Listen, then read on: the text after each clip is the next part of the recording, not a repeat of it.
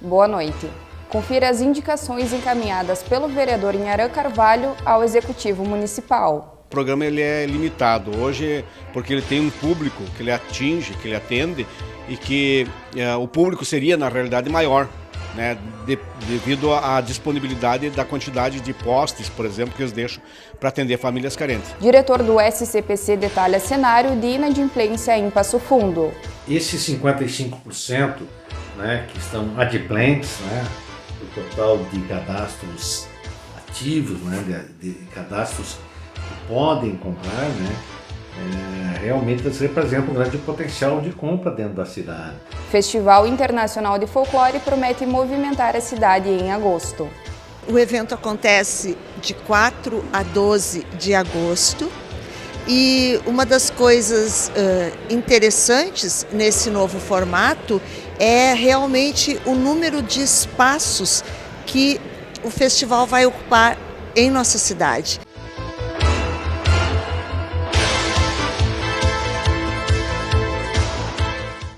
O vereador Inharã Carvalho é proponente de 2 indicações encaminhadas ao Executivo. Confira na reportagem o tema dos encaminhamentos. A primeira indicação sugere que o poder público tome providências para a ampliação da parceria entre a Prefeitura Municipal e a RGE, através do Programa de Eficiência Energética da ANEEL. A pessoa se cadastra, ela está num cadastro lá na Secretaria da Habitação e a Secretaria da Habitação vai averiguar as condições financeiras, né, dessa família. Tem um assistente social da Secretaria de Habitação que vai lá na residência verificar e ver se a pessoa precisa mesmo e com a parceria com a RGE eles fornecem esse poste para entrada de luz. O programa ele é limitado hoje porque ele tem um público que ele atinge, que ele atende e que o público seria na realidade maior, né, devido à disponibilidade da quantidade de postes, por exemplo, que eles deixam para atender famílias carentes. Esse programa vem para essa solução, para resolucionar e atender essas famílias na hora de fazer uma entrada de luz, né, uma entrada de energia elétrica, porque as regras da RGE cada pouco está mudando. Né? Eles botam um tipo de poste, dali a pouco põem outro, e aí vai ficando defasado esse material, né? Então, para que a população carente, a população, né, que necessita desse trabalho possa ser atendido, é que nós pedimos, né, estamos indicando a implantação para que seja estendido esse programa. O programa não é tão longo, porque ele disponibiliza lá, digamos, uma questão de 200 postes, né? Enquanto que a nossa população carente é bem maior. A população carente são milhares de pessoas que precisam disso. Nós somos procurados no gabinete para esse apoio e, infelizmente, o gabinete não tem verba para ajudar nessa questão. Então, nós estamos indicando ao Executivo que faça, através também, né, dessa parceria com a RGE, o fornecimento desse material. O segundo texto solicita ao Executivo a inclusão imediata do serviço de transporte público para a realização de cortejos fúnebres de famílias carentes. É para a família, para os parentes, né, os amigos, que às vezes vão no velório prestigiar a família, né, e acabam perdendo a conclusão, né, do apoio à família, porque se despedem na capela e não podem acompanhar o familiar até o cemitério, né. A prefeitura, né, as funerárias já têm esse trabalho gratuito para as pessoas carentes, né, para o morto, para o falecido, né, mas não tem para as pessoas que querem acompanhar o cortejo.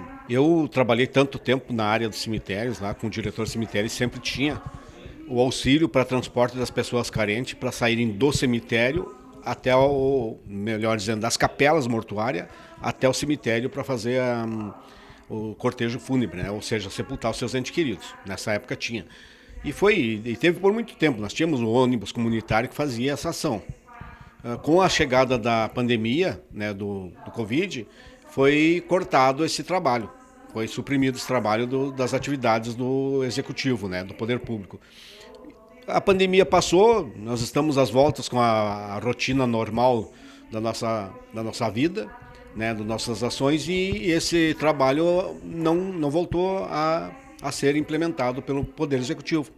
Então, por isso, nós estamos solicitando a Sencas, né, que faça, já que a Sencas faz o apoio a funeral gratuito para pessoas carentes, que ela faça, implemente, incorpore junto também o fornecimento desse ônibus, né, para levar as pessoas carentes até o local de sepultamento dos seus entes queridos. O que acontece? Nós somos procurados, cada óbito que acontece em Passo Fundo, como eu sou de origem dos cemitérios, né, lá que trabalhei tanto tempo lá na divisão do cemitério, eles procuram a gente como se a gente tivesse, né, meio para resolver esse problema e nos solicitam sempre um transporte para levar os familiares e amigos até o local de sepultamento dos seus entes queridos. Nós, de toda a sorte que nós temos aqui uma empresa, né, de ônibus, ela é privada e que às vezes nos dá suporte quando a gente encaminha um ofício e deixa claro, né, a necessidade e a dificuldade das pessoas em se deslocar para fazer esse ato de sepultar seus entes queridos, né, se deslocando de um cemitério ou de uma capela mortuária até o cemitério onde vai ser sepultado o ente querido. Então, nós estamos sugerindo ao executivo que faça, através das SENCAS, essa cedência desse trabalho, né, da fornecimento desse ônibus, para que a gente não tenha que estar entrando em contato com essa empresa privada, até porque daqui a pouco ela vai se sentir lesada, né, porque ela tem que dispensar um ônibus e um motorista para fazer esse trabalho de serviço, né. Segundo dados do SCPC referente ao mês de julho, 31% da população passofundense possui restrição em seu CPF. O diretor do SCPC de Passo Fundo, Roberto Estivaletti, explica que, apesar dos números, 55% dos CPFs têm altíssima performance de compra, o que significa que a maior parte das pessoas do município compra, paga e quita suas dívidas. Esses 55%, né, que estão adimplentes, né, do total de cadastros ativos, né, de cadastros que podem comprar, né, realmente eles representam um grande potencial de compra dentro da cidade e devem ser buscados pelo comércio, né, para que os resultados sejam melhores atingidos, né. Nossa cidade sempre responde rapidamente à economia em função de nós termos quase 55% de CNPJs ligadas a pessoas físicas, quer dizer, nós somos uma cidade de empreendedores. Então, quando a economia reage, nós reagimos rapidamente também, né? Então, isso ajuda a nossa cidade a não ter tantos sobressaltos na inadimplência. Mas realmente há uma tendência de mercado, as pessoas a menos salário para todos os dias do mês, né, em função da inflação, mas a gente nota alguma melhora nesse sentido, mas, né, com muito cuidado, e as pessoas estão realinhando os seus orçamentos para que possa caber o seu salário dentro do mês dela e ela não venha a inadimplir, ou seja, ficar devendo, né? Tá? Então, muito cuidado ao consumidor, nós recomendamos, né, nas suas contas, do seu dia a dia. Veja depois do intervalo todas as novidades sobre o Festival Internacional de Folclore. Nós voltamos em 1 minuto.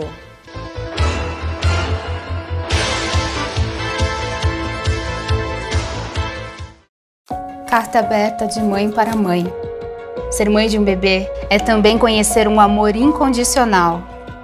É ter sono leve, pálpebras pesadas. É descobrir um novo nível de cansaço, mas também de afeto.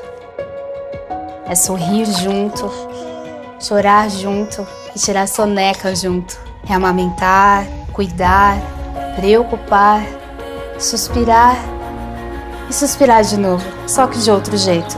E depois de tudo isso, mesmo durante a pandemia, ainda ajudar outras mães com bebês prematuros em UTIs neonatais e que precisam de leite materno para se recuperar. Esse agradecimento em forma de carta é para você, que doa esperança. Um grande gesto que pode salvar a vida de quem mais precisa. Se você pode, doe leite materno. Qualquer quantidade doada faz toda a diferença. Ministério da Saúde, Governo Federal.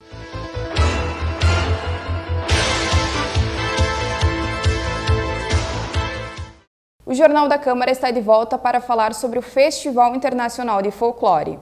Um dos eventos mais aguardados retorna com muitas novidades, como conta a secretária de Cultura, Mirie Tedesco. O evento acontece de 4 a 12 de agosto E uma das coisas interessantes nesse novo formato é realmente o número de espaços que o festival vai ocupar em nossa cidade.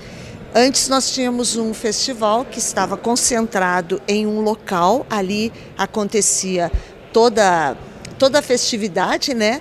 E agora a gente então ampliou isso, trazendo os espetáculos noturnos e também aqueles que atendem as crianças das escolas particulares, estaduais e também algumas municipais para o CTG Lalau Miranda. E levamos também o festival para 4 bairros de Passo Fundo.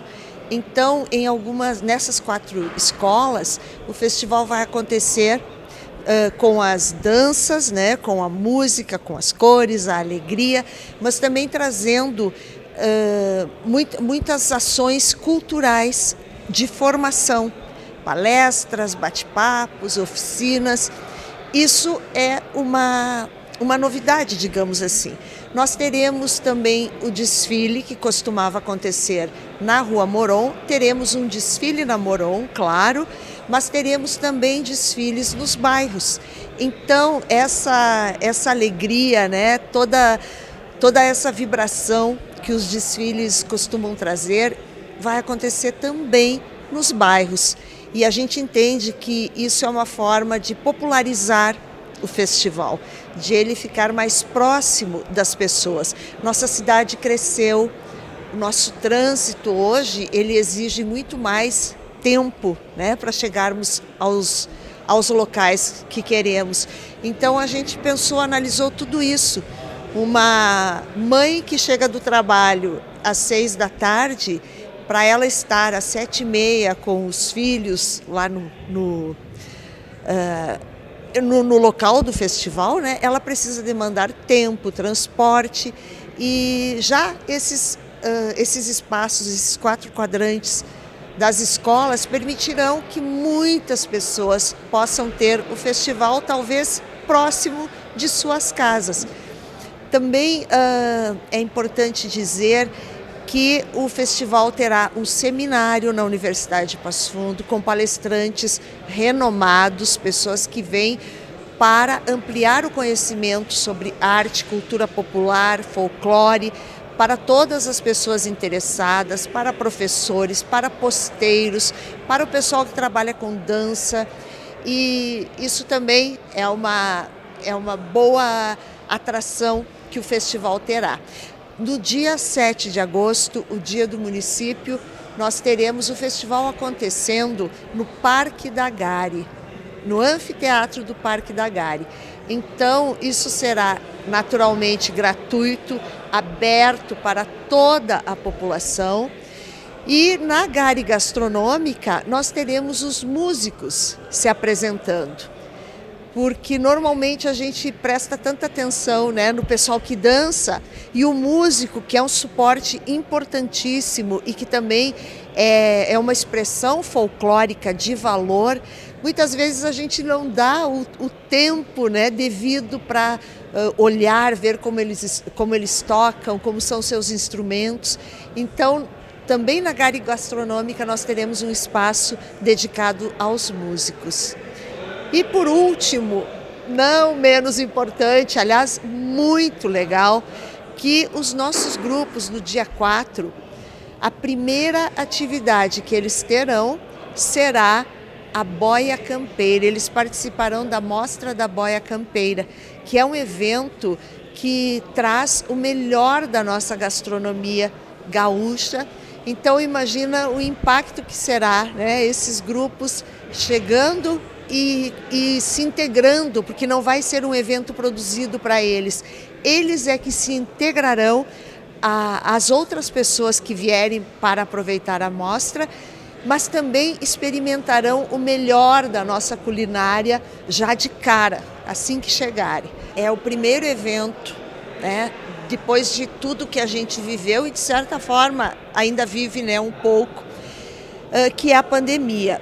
Isso impactou muito e a gente percebe na dificuldade de de mobilizar os grupos, porque todo esse tempo parado, e nós temos que pensar que uma Europa, por exemplo, ela teve os lockdowns muito severos, né? E isso desestruturou os grupos e também impactou na saúde financeira desses grupos. Não bastasse isso, a questão das passagens aéreas, por exemplo, né? Então, a gente percebeu o quanto os grupos sofreram e estão sofrendo, os grupos estrangeiros, por conta disso, né? E por isso nós teremos da Europa... e nós tivemos a guerra também. No meio de tudo isso, a guerra. Eu lembro que um grupo que a gente contatou, que estava assim, muito certo de vir, eles de repente se viram envolvidos com a guerra, e a guerra estava acontecendo na fronteira do seu país. Então eles disseram: como é que nós podemos pensar em sair num momento como esse? Mas a gente tem, claro, a Espanha, um grupo da Catalunha, que virá. Nós temos da Argentina, nossa vizinha tão querida, né, que normalmente costuma nos trazer grupos muito bons. Nós temos Paraguai, nós temos 2 grupos do Paraguai, porém com folclores um pouco diferentes. Temos o Chile, temos a Colômbia e temos aqui do Brasil Paraíba, Pará. Então, a gente acredita que até o final dessa semana nós estejamos conseguindo fechar a questão dos grupos. Mas todos eles vêm com uma vontade, eles fizeram um esforço tão grande para estarem aqui, que a gente já se sente comovido e agradecido por eles terem dado tanto valor ao nosso convite e se mobilizado tanto para poder se organizarem, comprarem passagens e tudo mais. Então, a gente já está assim comovido por receber esses grupos. Lembrando, né, realmente nós estamos vivendo um tempo absolutamente diferente, e por isso a gente vai ter que ter esse olhar tão carinhoso, tão especial e tão agradecido por termos conseguido, por estarmos conseguindo pensar, né, em realmente fazer um bom festival, de termos esses grupos que acolheram o convite e fizeram toda essa mobilização para estarem aqui. E agora nós, como população, como passofundenses, certamente vamos fazer o que sempre fizemos: receber bem, valorizar esse grande evento, que é o evento mais popular que o nosso município tem. O Jornal da Câmara desta segunda-feira fica por aqui. Uma boa noite e um ótimo início de semana.